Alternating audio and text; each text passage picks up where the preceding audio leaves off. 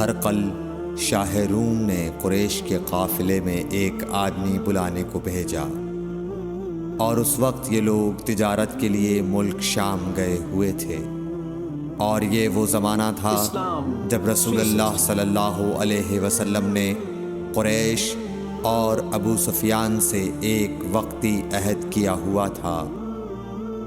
جب ابو سفیان اور دوسرے لوگ ہرقل کے پاس ایلیا پہنچے جہاں ہرقل نے دربار طلب کیا تھا، اس کے گرد روم کے بڑے بڑے لوگ، علماء، وزراء و امراء بیٹھے ہوئے تھے۔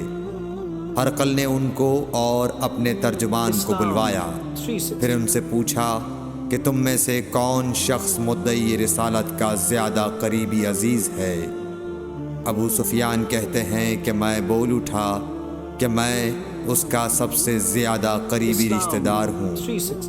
یہ سن کر ہرقل نے حکم دیا کہ اس ابو سفیان کو میرے قریب لا کر بٹھاؤ اور اس کے ساتھیوں کو اس کی پیٹھ کے پیچھے بٹھا دو۔ پھر اپنے ترجمان سے کہا کہ ان لوگوں سے کہہ دو کہ میں ابو سفیان سے اس شخص یعنی محمد صلی اللہ علیہ وسلم کے حالات پوچھتا ہوں۔ اگر یہ مجھ سے کسی بات میں جھوٹ بول دے تو تم اس کا جھوٹ ظاہر کر دینا۔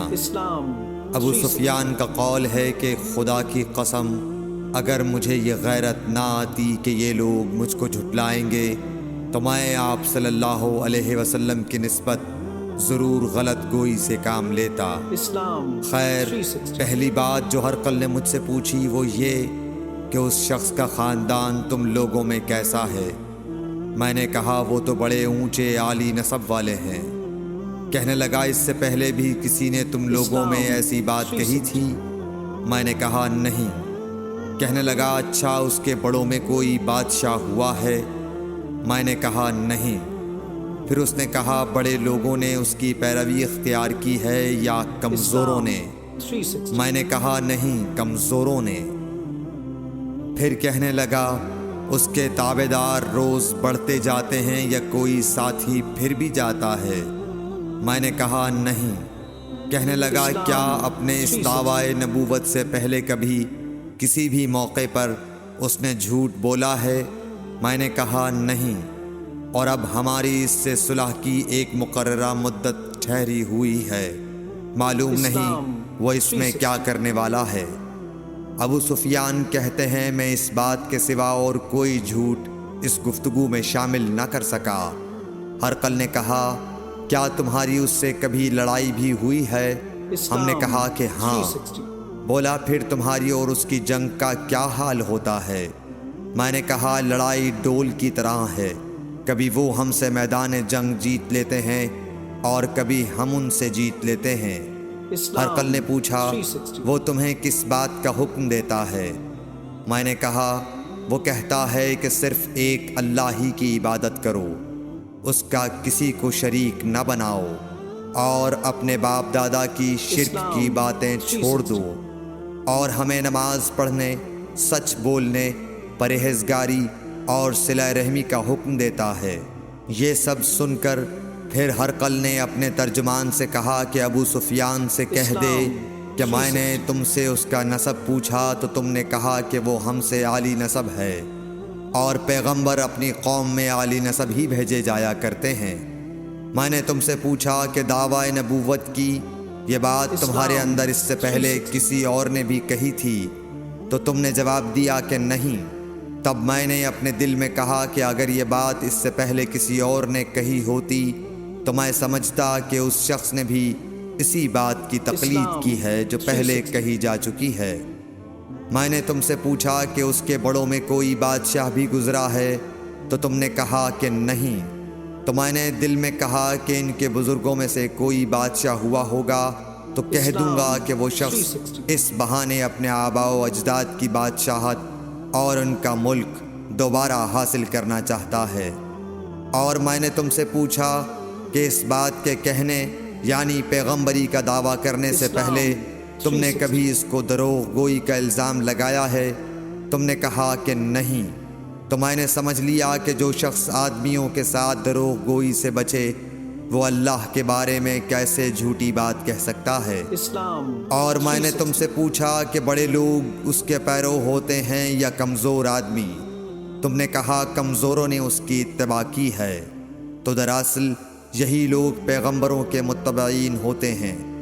اور میں نے تم سے پوچھا کہ اس کے ساتھی بڑھ رہے ہیں یا کم ہو رہے ہیں؟ تم نے کہا کہ وہ بڑھ رہے ہیں، اور ایمان کی کیفیت یہی ہوتی ہے حتیٰ کہ وہ کامل ہو جاتا ہے۔ اور میں نے تم سے پوچھا کہ آیا کوئی شخص اس کے دین سے ناخوش ہو کر مرتد بھی ہو جاتا ہے؟ تم نے کہا نہیں۔ تو ایمان کی خاصیت بھی یہی ہے، جن کے دلوں میں اس کی مسرت رچ بس جائے وہ اس سے لوٹا نہیں کرتے۔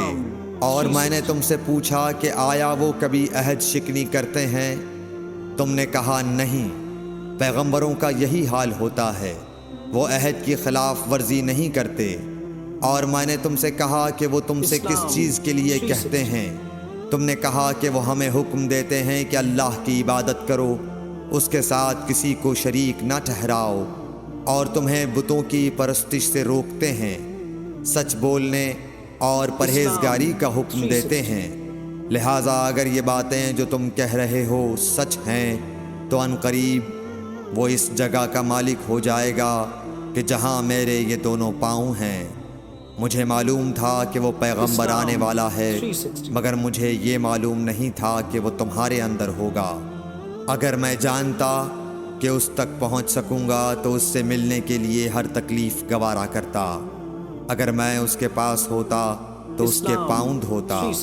ہرقل نے رسول اللہ صلی اللہ علیہ وسلم کا وہ خط منگایا جو آپ نے وحیہ کلبی رضی اللہ تعالیٰ عنہ کے ذریعے حاکم بصرہ کے پاس بھیجا تھا، اور اس نے وہ ہرقل کے پاس بھیج دیا تھا۔ پھر اس کو پڑھا تو اس میں لکھا تھا، اللہ کے نام کے ساتھ جو نہایت مہربان اور رحم والا ہے۔ اللہ کے بندے اور اس کے پیغمبر محمد صلی اللہ علیہ وسلم کی طرف سے یہ خط ہے شاہ روم کے لیے۔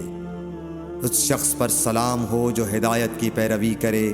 اس کے بعد میں آپ کے سامنے دعوت اسلام پیش کرتا ہوں۔ اگر آپ اسلام لے آئیں گے تو دین و دنیا میں سلامتی نصیب ہوگی، اللہ آپ کو دوہرا ثواب دے گا۔ اور اگر آپ میری دعوت سے روگردانی کریں گے تو آپ کی رعایا کا گناہ بھی آپ ہی پر ہوگا۔ اور اے اہل کتاب، ایک ایسی بات پر آ جاؤ جو ہمارے اور تمہارے درمیان یکساں ہے، وہ یہ کہ ہم اللہ کے سوا کسی کی عبادت نہ کریں اور کسی کو اس کا شریک نہ ٹھہرائیں، اور نہ ہم میں سے کوئی کسی کو خدا کے سوا اپنا رب بنائے۔ پھر اگر وہ اہل کتاب اس کتاب سے منہ پھیر لیں تو مسلمانوں، تم ان سے کہہ دو کہ تم مانو یا نہ مانو، ہم ایک خدا کے اطاعت گزار ہیں۔ ابو سفیان کہتے ہیں، جب ہرقل نے جو کچھ کہنا تھا کہہ دیا اور خط پڑھ کر فارغ ہوا تو اس کے ارد گرد بہت شور و غوغا ہوا، بہت سی آوازیں اٹھیں اور ہمیں باہر نکال دیا گیا۔ تب میں نے اپنے ساتھیوں سے کہا کہ ابو کبشہ کے بیٹے حضرت صلی اللہ علیہ وسلم کا معاملہ تو بہت بڑھ گیا۔ دیکھو تو اس سے بنی اصفر روم کا بادشاہ بھی ڈرتا ہے۔ مجھے اس وقت سے اس بات کا یقین ہو گیا کہ حضور صلی اللہ علیہ وسلم ان قریب غالب ہو کر رہیں گے، حتیٰ کہ اللہ نے مجھے مسلمان کر دیا۔ راوی کا بیان ہے کہ ابن ناطور ایلیا کا حاکم ہرقل کا مصاحب اور شام کے نصارہ کا لاٹ پادری بیان کرتا تھا کہ ہرقل جب ایلیا آیا ایک دن صبح کو پریشان اٹھا تو اس کے درباریوں نے دریافت کیا کہ آج ہم آپ کی حالت بدلی ہوئی پاتے ہیں، کیا وجہ ہے؟ ابن ناطور کا بیان ہے کہ ہرقل نجومی تھا، علم نجوم میں وہ پوری مہارت رکھتا تھا۔ اس نے اپنے ہم نشینوں کو بتایا کہ میں نے آج رات ستاروں پر نظر ڈالی تو دیکھا کہ ختنہ کرنے والوں کا بادشاہ ہمارے ملک پر غالب آ گیا ہے۔ بھلا اس زمانے میں کون لوگ ختنہ کرتے ہیں؟ انہوں نے کہا کہ یہود کے سوا کوئی ختنہ نہیں کرتا، سو ان کی وجہ سے پریشان نہ ہوں۔ سلطنت کے تمام شہروں میں یہ حکم لکھ بھیجیے کہ وہاں جتنے یہودی ہوں سب قتل کر دیے جائیں۔ وہ لوگ انہی باتوں میں مشغول تھے کہ ہرقل کے پاس ایک آدمی لایا گیا جسے شاہ غسان نے بھیجا تھا۔ اس نے رسول اللہ صلی اللہ علیہ وسلم کے حالات بیان کیے۔ جب ہرقل نے سارے حالات سن لیے تو کہا کہ جا کر دیکھو وہ ختنہ کیے ہوئے ہے یا نہیں۔ انہوں نے اسے دیکھا تو بتلایا کہ وہ ختنہ کیا ہوا ہے۔ ہرقل نے جب اس شخص سے عرب کے بارے میں پوچھا تو اس نے بتلایا کہ وہ ختنہ کرتے ہیں۔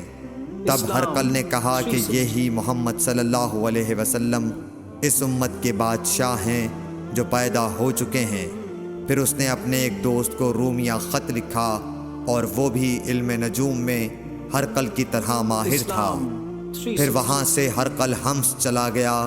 ابھی حمص سے نکلا نہیں تھا کہ اس کے دوست کا خط اس کے جواب میں آ گیا۔ اس کی رائے بھی حضور صلی اللہ علیہ وسلم کے ظہور کے بارے میں ہرقل کے موافق تھی کہ محمد صلی اللہ علیہ وسلم واقعی پیغمبر ہیں۔ اس کے بعد ہرقل نے روم کے بڑے آدمیوں کو اپنے حمص کے محل میں طلب کیا اور اس کے حکم سے محل کے دروازے بند کر لیے گئے۔ پھر وہ اپنے خاص محل سے باہر آیا اور کہا، اے روم والو، کیا ہدایت اور کامیابی میں کچھ حصہ تمہارے لیے بھی ہے؟ اگر تم اپنی سلطنت کی بقا چاہتے ہو تو پھر اس نبی صلی اللہ علیہ وسلم کی بیعت کر لو اور مسلمان ہو جاؤ۔ یہ سننا تھا کہ پھر لوگ وحشی گدھوں کی طرح دروازوں کی طرف دوڑے مگر انہیں بند پایا۔ آخر جب ہرقل نے اس بات سے ان کی یہ نفرت دیکھی اور ان کے ایمان لانے سے مایوس ہو گیا تو کہنے لگا کہ ان لوگوں کو میرے پاس لاؤ۔ جب وہ دوبارہ آئے تو اس نے کہا، میں نے جو بات کہی تھی اس سے تمہاری دینی پختگی کی آزمائش مقصود تھی، سو وہ میں نے دیکھ لی۔